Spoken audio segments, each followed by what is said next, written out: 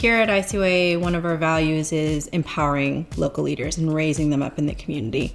But one of the challenges that we found is that once we've raised up these local leaders and they have a heart to serve their community, they often don't have the support network to raise their own salary and do the work. And we didn't want to have to prevent or restrict our local leaders from giving the gift of their lived experience to the youth.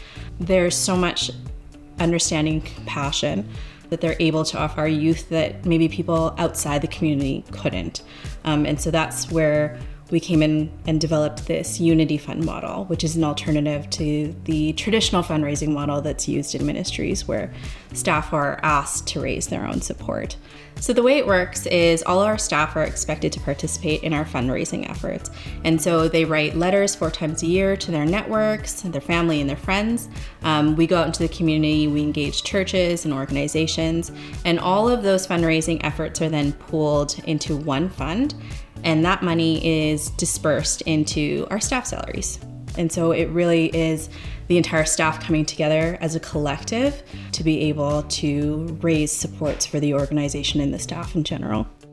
The reason why I love being part of Inner City Youth Alive is because they helped me so much in my younger years, giving me all the support, love, care that I needed. That made me want to do the same for somebody else in this community.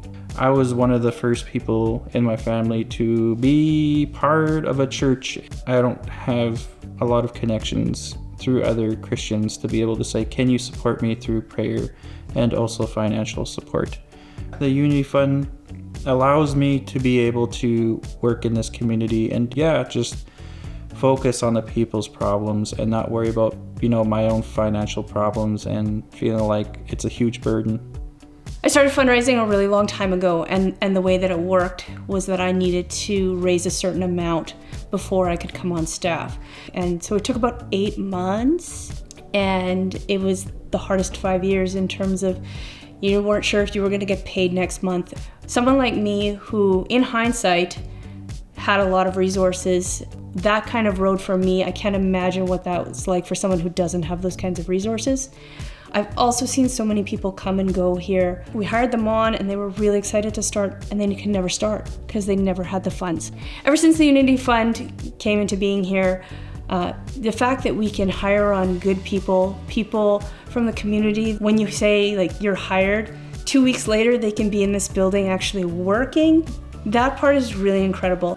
I'd hate to see the limiting factor to somebody's ministry being the amount of financial help that they can receive.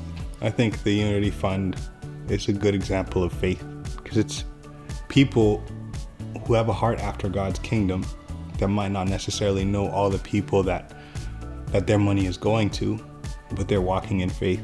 That empowers us as well because it's these people who are behind the scenes who don't even know me or the work that I do have trust and faith that I'm gonna come in day in, day out and care for our community and pour into them as God's children, right? So when I see kids seeing Terry, they grew up together, they were in the gang together, and they see him now and thinking, wow, he's one of us and he made it out. And it opens up the possibility of dreaming and thinking maybe that could be me. And without the Unity Fund, we don't have that. We have an excited young boy who's not getting what he deserves, what he's worth. I think that partnering with us and giving to the Unity Fund is important because it helps us to enable dreams, to get behind saying that we believe in you, you're worth something, and we want to see more and more of our young people here. And that's what helps them to be able to be here, having hope in a future.